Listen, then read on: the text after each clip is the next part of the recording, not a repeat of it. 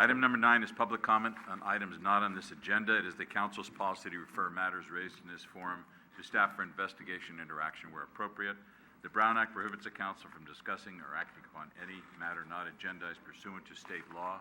Would anyone like to address the council under public comment? Can you?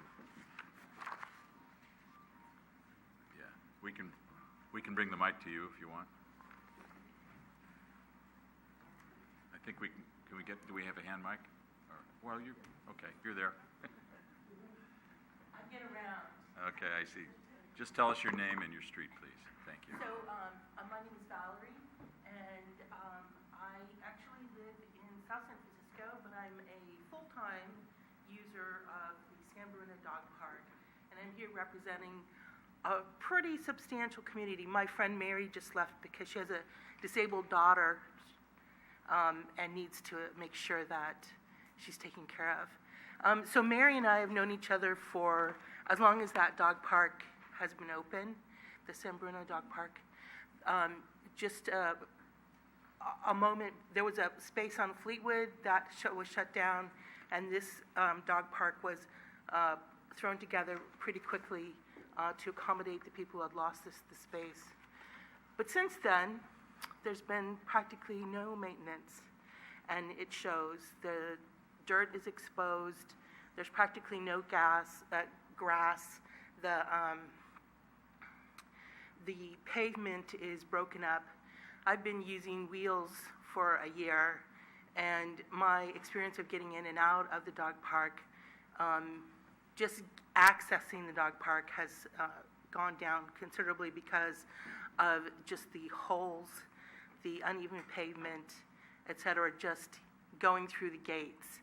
So I'm not the only person who comes there using a walker or wheelchair, and having these maintenance issues addressed would be so helpful to those of us who use the dog park, who enjoy San Bruno's commercial environment as we're coming and going from the dog park, and it will make the whole experience more pleasant.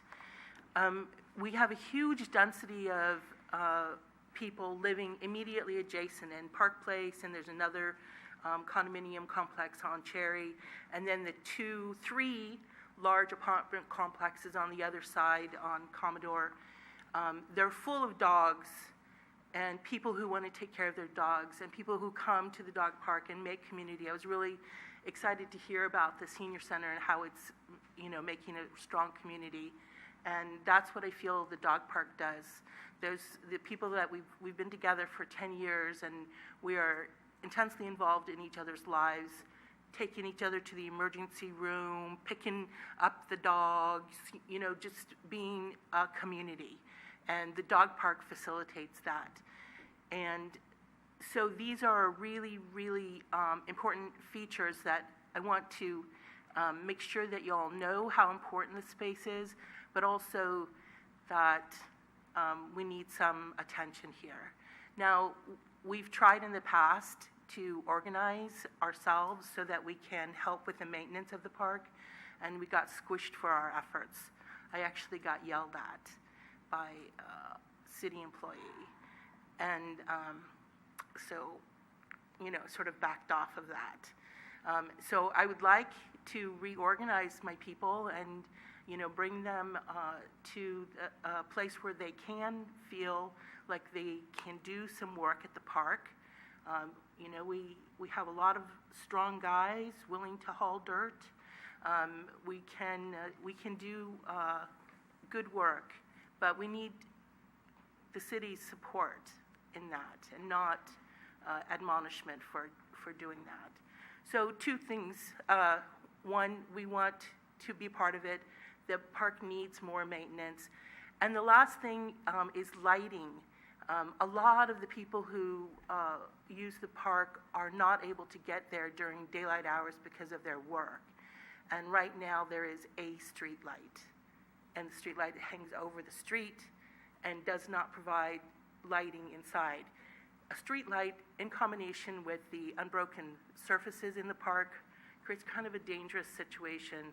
And it's one of the reasons that I won't go there after dark anymore, because I can't see the surface of the ground well enough with the light present in order to get my girl out and running. Fortunately, my husband is retired, and I've told him it's his job to get her there during daylight hours. But that, I'm fortunate in that I have a husband who's willing to do that, and there's lots of us that don't. So, organize without getting yelled at. Park management, we need the park to be maintained better. Remind you of the high density of the people in the area with dogs and the lighting situation. Those are my key points. I know that Mary had a few other things that she wanted to talk about, but she's still dealing with the... Mary, do you want to talk?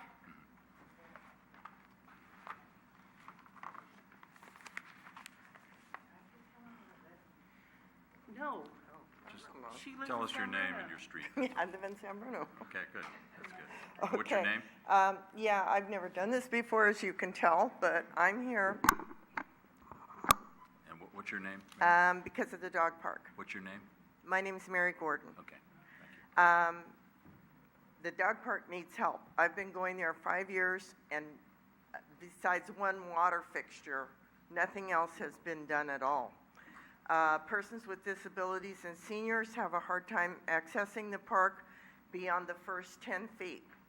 After that, there are exposed tree roots, uneven pavement, and it's a mess. Also, the slope of the park's not the problem. It's not too steep or anything, but it's all the tree roots and things like that. So anyway, we're asking that new dirt be put in, not wood chips. We do not want wood chips. Those are not good for small dogs, and it makes it difficult to pick up poop. Anyway, again, what Valerie said about the time change is very important, that we get some lighting in the back of the park. I know there's an existing fixture that you could stick an arm on, but the back of the park's pretty dark. Okay, I'm making this quick because I know she said a lot of things already. The ballpark at Commodore Park is nice and green. We don't have anything green in the dog park. I understand water is an issue, and so that's okay. We're not asking for grass per se, but we would like the dog park washed down at least minimum 3 times a month. The area gets stinky from the urine and the feces. The feces are picked up and everything, but you can't pick up the urine, so it's all over the place. And the dogs are itching when they sit in the dirt at the park, and then they go home. Most of us are washing our dogs off because, I don't know what it is, microbes or whatever are getting all over them. And kind of the frosting on the cake, if there was any money left at all, we would like some enhancements to the doggy experience, like half barrels they could run through. There are other parks in South City, I don't know if South City has it, but I've seen it other places. Half barrels are not that expensive. Maybe a small bridge, just some things for them to do besides run around the trees all the time. And we do like that the 2 sides can be separated, so please, we want that part left alone. Because sometimes dogs come and they have issues with other dogs, and we can put them on that side of the park, and then they're fine. So otherwise, the gates are open for everybody. And that's it. Okay, thank you very much. Thank you. I see Carrie Burns, our Community Services Director, is Huh? going to, Carrie Burns, our Community Services Director, is here. She's going to give you a card. Okay. And she's the one that oversees the parks and recreation and stuff, so we'll start a better dialogue. And I'm sorry you had a bad experience before, but it won't happen again. So, Okay. Thank you. Well, Ken? through the chair, we've addressed this at our goal-setting sessions. There was a very animated, very involved discussion on Nextdoor about dog parks and enforcement in other parks. And the proposal, as it sits right now, is that we'd like the Park and Rec Commission to look at improvements to the existing dog park, specifically the grounds that you speak of, and also lighting and any other enhancements that we can deal with. We've heard complaints or concerns from other dog owners with larger dogs that the Commodore Dog Park is not for, it's more catered to smaller dogs. So if time will tell as far as what the city can do as far as, an expansion or another site.